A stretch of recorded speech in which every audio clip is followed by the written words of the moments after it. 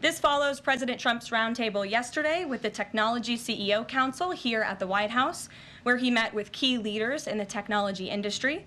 And last night, President Trump also held an official swearing-in ceremony in the Oval Office for Sean Curran, who is now the 28th Director of the United States Secret Service. Sean demonstrated unbelievable bravery under gunfire in Butler, Pennsylvania this past July when an assassin tried to kill President Trump. As someone who got to know Sean personally throughout the campaign last year, I can say unequivocally that there is nobody better suited for this important role. And following the confirmation of Labor Secretary Lori Chavez DeRomer last night, the Senate has now confirmed 21 of President Trump's well-qualified cabinet-level nominees, far outpacing the previous administration. And looking ahead, tomorrow, the president will welcome the Taoiseach Micheál Martin of Ireland for the annual White House Shamrock ceremony. And Thursday, President Trump will welcome the NATO Secretary General for a working meeting and lunch. On the economy, February's jobs report was good news for America, particularly our manufacturing sector. The manufacturing sector gained 10,000 new jobs in just 1 month under President Trump.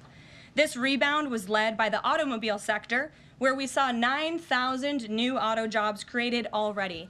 That is the most auto jobs added to the economy in 15 months. This was a complete turnaround from the Biden administration, where we were losing an average of 9,000 manufacturing jobs per month last year. Reuters is out with a report that a number of companies are now looking at expanding their presence or bringing their businesses into America because of President Trump's policies. And just moments ago, before coming out here, I saw another report by Reuters revealing that Merck has opened a $1 billion facility at its North Carolina site. This is just the latest pharmaceutical company to boost its U.S. manufacturing in lieu of President Trump's tariffs. This announcement follows Eli Lilly's plans to invest at least $27 billion to build 4 new manufacturing plants here in the United States. And Pfizer has also said it's considering moving their manufacturing overseas right here to the United States of America. As the president has said over and over again, when we purchase products made in the USA, the profits stay here, the revenue stays here, and most importantly, the jobs stay here. And despite the globalist mainstream media's attempts to worry consumers, President Trump will not repeat the trend of past American presidents who broke their promises to the American public and smiled while they stuck a knife in the back of American workers and shipped their jobs overseas. Our country has lost more than 5 million jobs and more than 90,000 factories due to devastating globalization over the last 3 decades alone. North Carolina lost 300,000 manufacturing jobs, including 60% of its furniture manufacturing jobs in the years following NAFTA.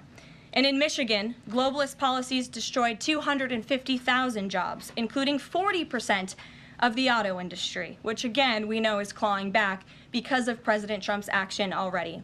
These are harrowing statistics that represent countless towns and families who have been completely destroyed.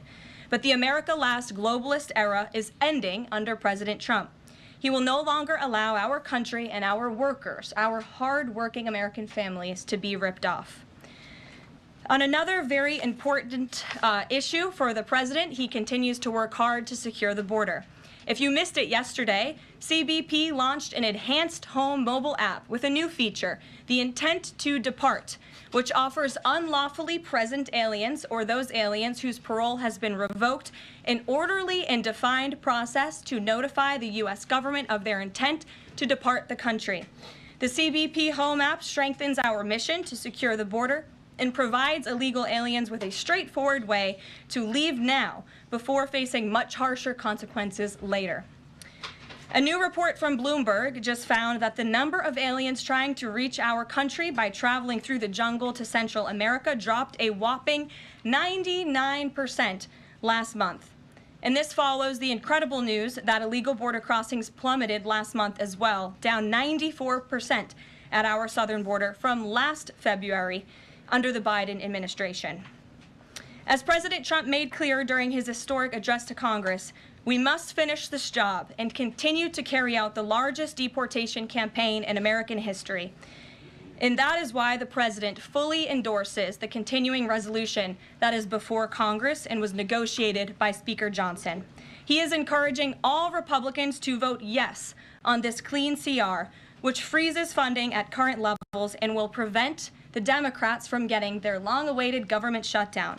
Voting against this CR will hurt the American people and kill the incredible momentum that President Trump has built over the past 51 days. And lastly, before I take questions, I would like to commend the Washington Post, who I believe is in the room today. According to a new report from Axios, the Washington Post is overhauling their newsroom structure. It appears that the mainstream media, including the Post, is finally learning that having disdain for more than half of the country who supports this president does not help you sell newspapers. It's not a very good business model. And that's why we have people in our new media seat. And today we have Sargar Anetti, who is the host of Breaking Points, a popular political YouTube news and podcast show that has racked up nearly 1 billion views on YouTube, several hundred million podcast downloads since its launch in June 2021. He's also a former member of the White House Correspondents Association, but is now a part of the thriving independent media. We're very happy to have you with us here today. Why don't you kick off our briefing? Thank you. Really appreciate you having me, Caroline. A couple of questions for you, if I may. First on the stock market. So currently it's the 25th anniversary today of the dot-com bubble crash. There's a lot of concern for a lot of Americans right now about the state of the economy. President Trump has refused to rule out a recession. Secretary Lutnick, however, has told us there will not be one. So can the White House just tell and assure Americans today that there's not going to be a recession? Well, there's a lot to unpack there. So let me start by saying that, first of all, when it comes to the stock market, the numbers that we see today, the numbers we saw yesterday, the numbers we'll see tomorrow are a snapshot of a moment in time. And as President Trump has said, and I'm here to echo the remarks of this president of this White House, we are in a period of economic transition. We are in a period of transition from the mess that was created under Joe Biden in the previous administration. Joe Biden left this country in an economic disaster. Several statistics to point out. The delinquency rate on credit card loans increased 63% under Joe Biden, hitting a near 12-year high. Under Joe Biden, all net job growth went to foreign-born Americans. Real wages declined by 1.5% under Joe Biden. And as we all know, and this administration continues to combat, prices soared more than 20% under Joe Biden because of his reckless spending and economic policies. So we are in a period of transition from that economic nightmare under a president who had no idea what he was doing, never held a private sector job in his life, into a golden age of American manufacturing under a businessman and a deal maker in chief in President Donald J. Trump, who is implementing the formula that we know works. Look at President Trump's results in his first term. If people are looking for certainty, they should look at the record of this president. That's why the American people re-elected him back to this office. And look at everything that President Trump has already done and his team has already done in just 51 days. The massive efforts to deregulate, tax cuts, which we need Congress to pass the Trump economic agenda, the Trump tax cuts, which will unleash economic growth. And the president also addressed this directly, I will point out as well, when you look at what he said on Air Force One. And he said he wants the American people to have so much money in their pockets they don't even know what to do with it. That's the intent of this administration, and we're working very hard every day on that goal. Second question on the CR. So President Trump came out today in a primary challenge against Congressman Thomas Massie. Congressman Massie's been a supporter of DOGE. He's been a supporter of Make America Healthy Again. What kind of message is this White House sending against a congressman who's sticking up for principles that he's long held in the chamber and voting against continuing resolution and spending? I think the president has made it very clear that he believes it's critical for conservatives and Republicans and frankly all members of Congress to get behind this continuing resolution to keep the government funded. The president wants to continue the momentum that he has built over the last 51 days. In order to keep the government funded, we got to keep moving with these deportations, and he believes that everybody needs to get on board with this bill. He's been active in this process. He's been making calls to get this over the finish line, and we're urging every Republican and Democrats too to do what's right for the American public to prevent a government shutdown. Just the last question here on Mahmoud Khalil. Does the administration believe that it needs to charge a green card holder with a crime to be eligible for deportation? Well, in fact, Secretary Rubio Rubio reserves the right to revoke the visa of Mahmoud Khalil, and I'm glad you brought this up. Under the Immigration and Nationality Act, the Secretary of State has the right to revoke a green card or a visa for individuals who serve or are adversarial to the foreign policy and national security interests of the United States of America.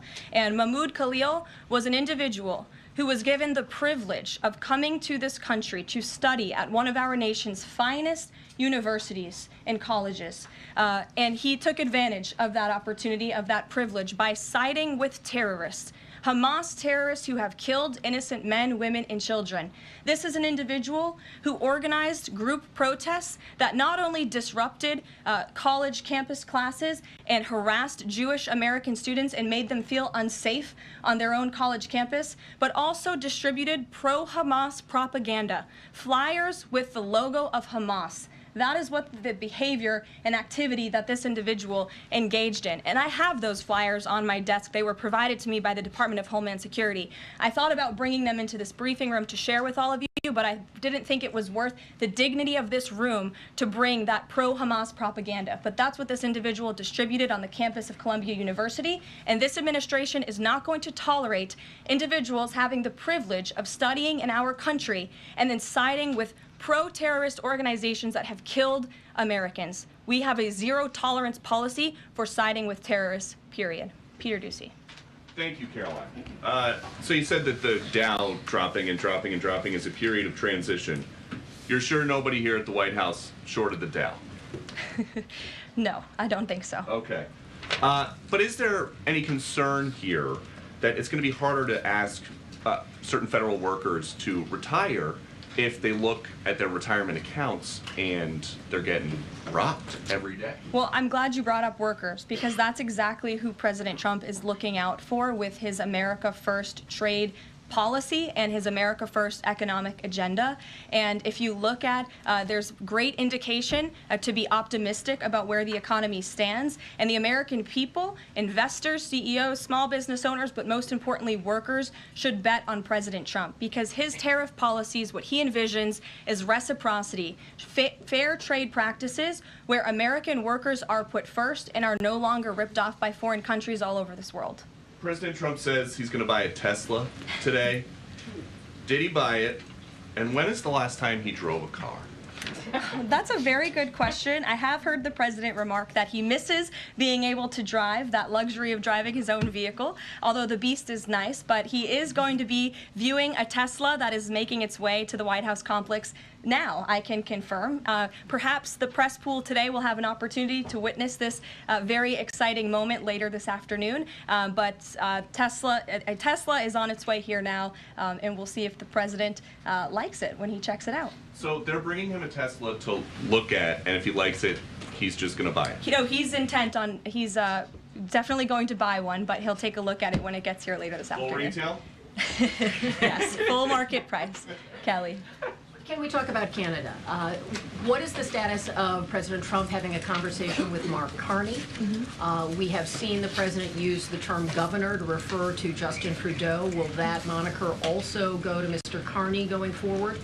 And is the decision to increase the tariffs, is that based on a specific economic metric that he looked at? Is it impulse? How would you describe his reaction to candidates? The president has not yet spoken to Mr. Carney, not since I checked, which was just moments ago. But certainly his phone is always open to leaders who wish to speak with him. As for the tariffs, the president made his position on this quite clear with the statement that he put out. And it was a retaliatory statement due to the escalation of rhetoric that we've seen out of Ontario, Canada. The president saw the premier, Doug Ford, make an egregious and insulting comment threatening to shut down electricity for the American people, for hardworking American families. He made that threat. The president saw that and has an obligation and a responsibility to respond accordingly and represent the interests of the American people. So he has made the decision to add a 25% tariff So now steel and aluminum tariffs will come into effect tomorrow at the rate of 50%.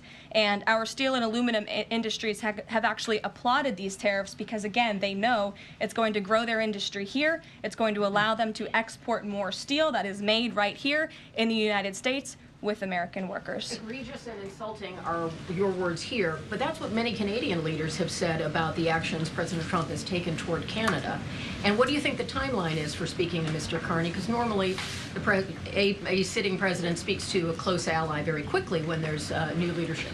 Well, the president is, again, responding to the fact that Canada has been ripping off the United States of America and hardworking Americans for decades. If you look at the rates of tariffs across the board that Canadians have been imposing on the American people and our workers here, it is egregious. In fact, I have a handy-dandy chart here that shows not just Canada, but the rate of tariffs across the board. If you look at Canada, since you brought it up, American cheese and butter, nearly 300% tariff. You look at India, 150% tariff on American alcohol. You think that's helping Kentucky bourbon be exported into India? I don't think so. 100% tariff on agricultural products from India. Look at Japan, tariffing rice, 700%.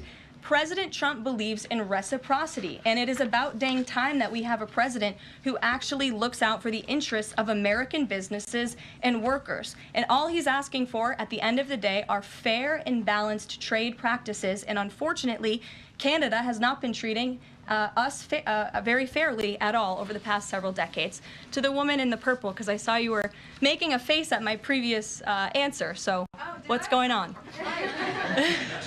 Well, actually, I have a couple of questions. At the core of pro-Palestinian protests on college campuses and elsewhere is a demand to end the war in Gaza, a goal that this administration actually supports and has pursued. So why has this not been acknowledged or highlighted even? Because these colleges and these protests have again put out Hamas propaganda. The flyers that have been distributed call for violence. The flyers that have been distributed have the logo of an organization that has held Americans hostage, that murdered innocent babies, that murdered men, women, and children. They are a designated foreign terrorist organization, and we are not going to tolerate non-citizens, foreigners who come here on a visa, engaging in such behavior, siding with terrorists. And the Secretary of State reserves the authority to revoke the green card or the visa of an individual who serves as an actually, it says right here, reasonable grounds to believe that the alien's presence or activities in the United States would have potentially serious adverse foreign policy consequences to the United States. And I think siding with Hamas makes that quite clear. Secretary Rubio exercised that authority, and we fully believe that we are going to move forward with more arrests, as President Trump previewed in his statement yesterday. Ed. Yeah, thanks. Go ahead. Caroline. So are there conversations between the administration and the Canadians going on over this tariff? Because the Ontario Premier says the next step is to cut off electricity to the U.S. And the president put out a statement after seeing those comments and said that it would be there would be grave consequences imposed on Canada if they think about shutting off electricity for the United States of America and our citizens. And the president is also determined to ensure that we are depending on American electricity, not the electricity production of foreign nations, including our allies in Canada. As for conversations, there is continued correspondence between the president's team, particularly Secretary Lutnick, and the Canadians as well. And in the market reaction, how do you sell to the American people then after they're looking at what's happening in the markets this week and say that the tariff policy long term is something good? Well, just think about what the tariff policy long-term will do for our country. I think many of us probably grew up in small towns. I know at least I did, and the main street in my small town looks a heck of a lot worse than it probably did decades ago before I was alive. At least my parents and grandparents tell me so. And I know many Americans feel that same way. What the president envisions for this country is for the United States of America to be a manufacturing superpower where there are American factories and businesses owned by Americans, produced producing goods that we are exporting to the rest of the world. Those revenues will stay here. It will increase wages for people here in our great country. It will ensure our national security, and it will boost the morale of the American people to have thriving industries again. Think about Detroit, Michigan. Think about North Carolina, as I mentioned, that used to have a thriving furniture industry that no longer exists because of the globalist trade policies of previous and past administrations. And the American people gave the president a tremendous opportunity to restore American greatness and restore our manufacturing dominance, and he's intent on doing just that. John. Thanks, Caroline. Two questions for you. First, on the CR, you put up on the screen the president's message to Republicans to support this continuing resolution. Is there outreach to Democrats? Because what we've seen since the beginning of the fiscal year is that in order to get a continuing resolution, you need bipartisan support and you need compromise. Well, right now, we are focused on House Republicans and on the House, because that's the first step, as you know, John. And so the president has engaged in correspondence with House Republicans, whipping votes and getting them to a yes, which I understand has been pretty successful this morning thus far. And so, again, the president is encouraging Republicans especially, but again, as I said, all members of Congress to vote to continue funding this government so we can continue the business of the American people, which elected President Trump to do. And then on financial markets, we've seen this decline yesterday. We see it today as well. It seems that the read on the president's policies is one in which they do not have confidence in his trade tariffs policy. They do not have confidence in what the president said to Fox News over the weekend, that he didn't rule out the idea of a recession. What is your read in terms of the decline that we've seen over the last week and a half in financial markets? Well, I think there's actually a lot of reason to be confident, and many people do feel confident. Just look at the nearly $2 trillion in private investment that this president has secured. Look at the comments made by the CEO of Apple, one of the biggest companies in this world, who said that he is bullish on the future of American innovation under the leadership of President Trump. Look at CEO confidence. According to the Conference Board measure of CEO confidence, in Q1 2025, under the leadership of this president, it jumped to its highest level in 3 years, from cautious optimism to confident optimism. If you, again, look at the $2 trillion in investments from some of the biggest companies in the world. Look at the jobs report last Friday, as I also cited in my opening remarks.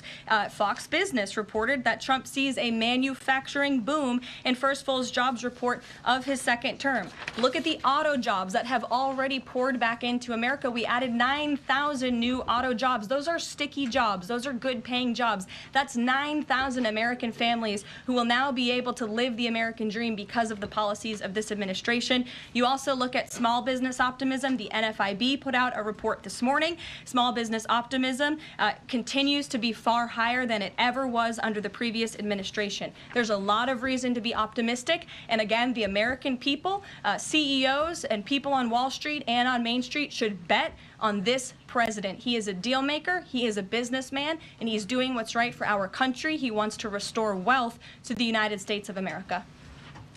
Michael, good to see you. Hey, Caroline, thank you. Two questions, if I may.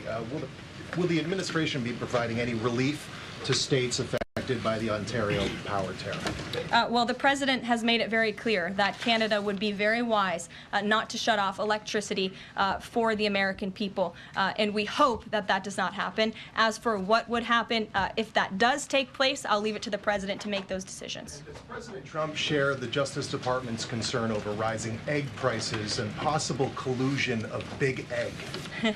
Well, we definitely do share the concerns of the American people when it comes to the price of eggs. However, good news, the average cost of a dozen eggs is actually down since Secretary Rollins and President Trump announced their plan. It's down $1.85. So that's good news on the cost of eggs. And as we know, under the Biden administration, egg prices went up 22%. This is another example of an economic mess that President Trump inherited, and the Secretary of Agriculture and the president are focused on fixing it. Secretary Rollins put out a 4-point plan rather, to address this crisis, and she has been honest and realistic with the American people, as this administration always is. It will take about 3 to 6 months to get the egg supply back to where it should be, but she's focused, and this administration is focused on doing that every day. Karen. Thanks, Caroline. Just back on the markets, you said that what we're seeing this week right now on Wall Street is a snapshot of a moment in time. But does the president think he bears any responsibility for the turmoil in the stock market this week? Look, the president is unwavering in his commitment to restore American manufacturing and global dominance, and I think he doubled down on that this morning with his new statement and the tariffs that will be implemented tomorrow on steel and aluminum. And he has said recently he's not looking at the market. He said you can't really watch the stock market, but all of the gains since Election Day have been erased in the S&P 500. At what point, how far do stocks have to fall before the president considers it a factor and changes course? Again, as I just said, the president will look out for Wall Street and for Main Street, just like he did in his first term, and people on Wall Street and Main Street should bet on this president. He's doing what's right for this country. Nick, good to see you. Good to see you too. Thank you, Caroline. So, is the president prepared, like what we saw with Congressman Massey, to pressure other Republican lawmakers into supporting this continuing resolution? Well, he is very much, as I said, engaged in this process. He's been making calls to lawmakers on Capitol Hill, and I think his statements against Congressman Massey speak for themselves, and I will let the president put out any additional statements if he chooses to, but he fully expects all House Republicans to vote for this continuing resolution. And just to follow up, can we start to anticipate seeing more of the president weighing in on upcoming 2026 races like we saw this morning? I'm not sure about that. I'm not even sure if I'm allowed to speak about that from this podium. I would check in with our outside political team for guidance on future races and the president's involvement. Elena. Thank you. I wanted to ask about some comments Elon Musk made yesterday. He said that there is $500 to $700 billion in waste and fraud and entitlement spending. He called it, quote, the big one to eliminate. Earlier this month, he also referred to Social Security as a Ponzi scheme. Should Americans expect changes, big changes, to Social Security and Medicare? President Trump has been unequivocally clear on this. He is going to protect Social Security and Medicare benefits and Medicaid for hardworking Americans who paid into these entitlement programs and deserve those hard-earned benefits. And unfortunately, the mainstream media has taken Mr. Musk out of context. I saw a Bloomberg headline that our team actually worked on getting updated and fixed because it was so wrong, and it took Mr. Musk out of context. What he was specifically referring to cutting was the waste and the fraud and abuse that does exist in these programs. According to an IG report from the Social Security Administration, there's more than $70 billion of fraud in the Social Security program alone that we know of. And so the president will continue to protect these programs for hardworking Americans, and actually cutting the waste, fraud, and abuse out of these programs will protect it for hardworking Americans. But Caroline, respectfully, he said around $500 to $700 billion. There was no evidence to claim that, and also if that is the case, that would represent more than a third of what Social Security paid out last year, maybe 20% of Social Security and Medicare. Again, combined. if you read his full quote, he said, "We think," so it's an estimate based on what he's seen. He's not saying definitively, he's saying that's what DOJ suspects and thinks. And that's exactly why DOJ was created, to ensure that we are investigating the fraudulent spending, the wasteful abuse across our federal government. And I would remind everybody in this room that 77% of the American people support this effort by Elon Musk and DOJ to identify such waste, fraud, and abuse. Caroline. Go ahead. Thanks, Caroline. You're welcome. If we could just step back for a second. When President Trump last addressed the BRT when he was on the campaign trail, his big push was on tax cuts.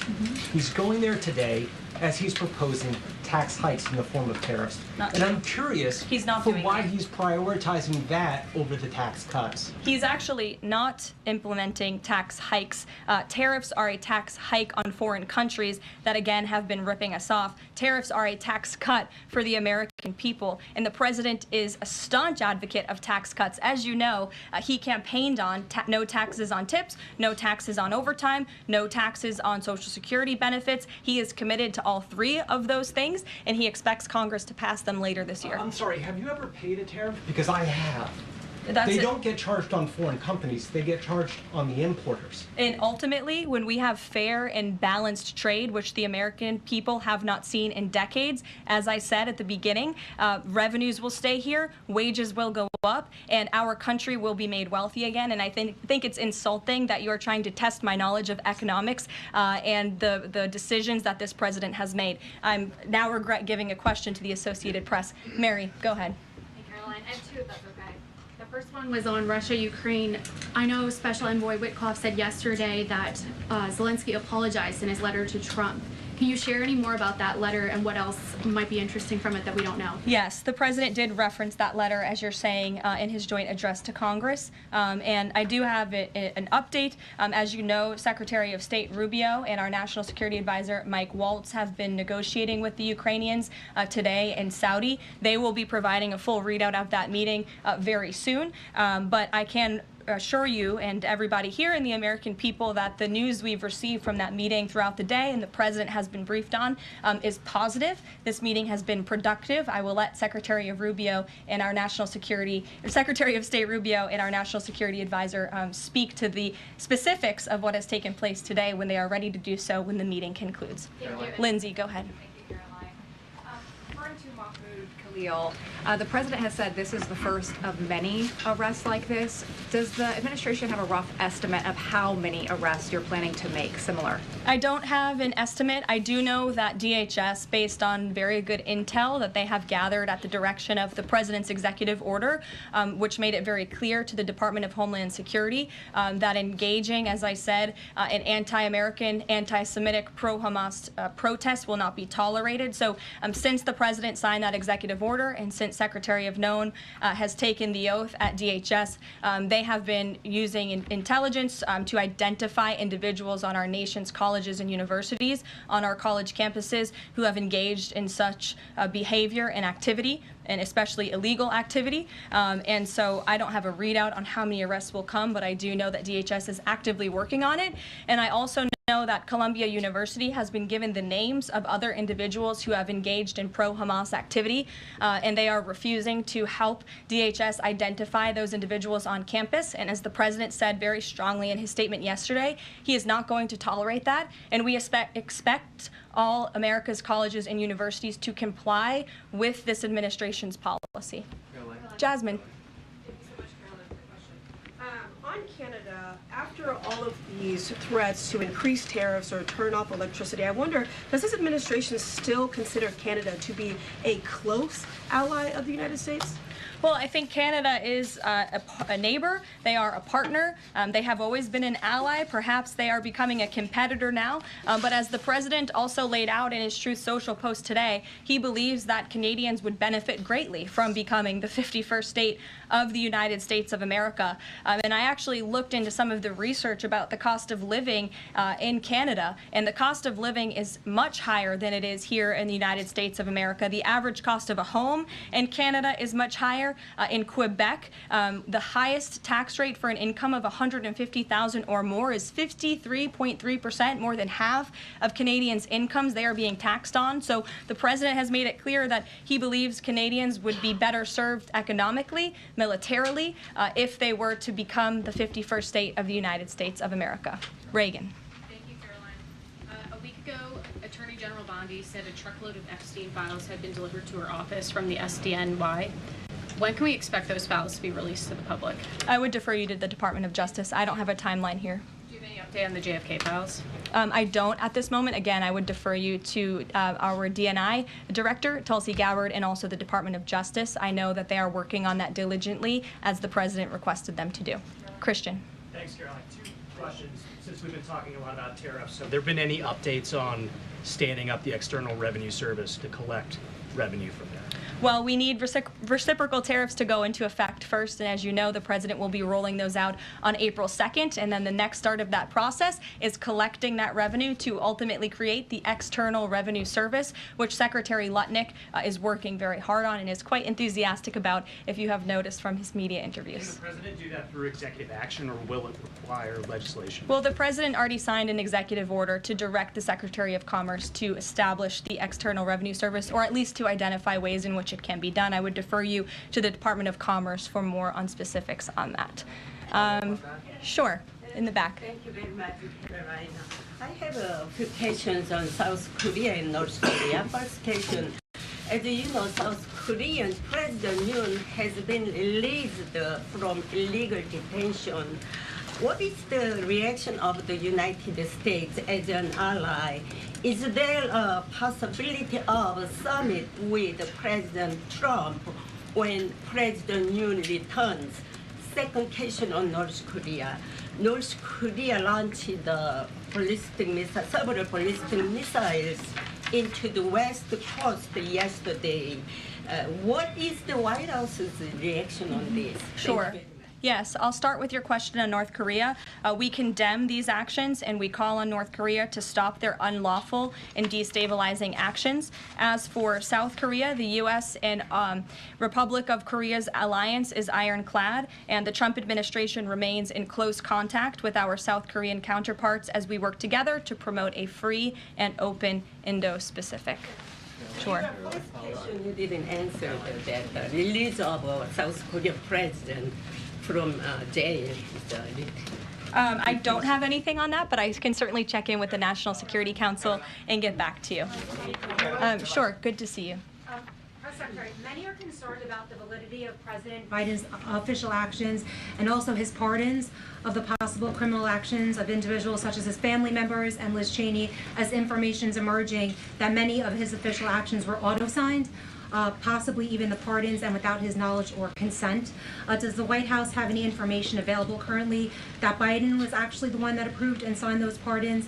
And second question, will the DOJ investigate whether President Biden's cognitive decline allowed unelected staff to push through radical policy and pardons without his knowing approval?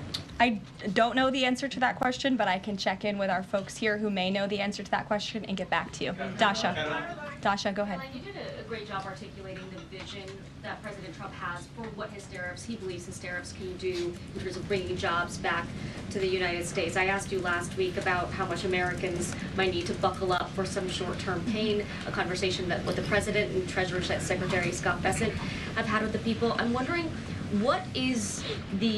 how high is the pain threshold for President Trump and for this White House as you watch some of the turbulence in the stock markets, as you field concerns from businesses and potentially see some of those approval ratings drop in the short term? How much is he willing to stomach that, and will he stay committed to his vision for tariffs even as all of this comes up? Well, the president has been working hard every single day to alleviate the pain that was inflicted by the previous administration through massive deregulation, through drill baby drill, as we like to call it, unleashing the might of our energy industry, which we know will ultimately drive down costs for consumers here at home. And again, as I mentioned, the president is intent on signing tax cuts for the American people to put more money back into their pockets, which will ultimately unlock consumer confidence. And again, I'll reiterate the president's words in layman's terms as he does best. The president wants the American people to have so much more money in their pockets, they don't know what to do with it. That's the goal of this administration, through tariffs, through tax cuts, through deregulation, and through unleashing the potential of our energy industry. I have two more quick notes before I wrap up. April 28th, I can confirm that the Philadelphia Eagles will be here at the White House to celebrate their Super Bowl victory. I know there was a lot of fake news about an invitation that wasn't sent or was sent. We want to correct the record. We sent an invitation. They enthusiastically accepted, and you will see them here on April 28th. And lastly, on a sad note, I would like to express our condolences to Fox News and to the entire Fox family who did lose a cameraman, Craig Savage, who passed away at 61 years old recently. A very tragic death, an individual who was a great man and covered this building for many, many years. So the entire press office, the communications office here wants to express our condolences with his family and also with Fox News. And I'll see you guys later. Perhaps you'll see the president in a Tesla later this afternoon. Have a good one. Thanks.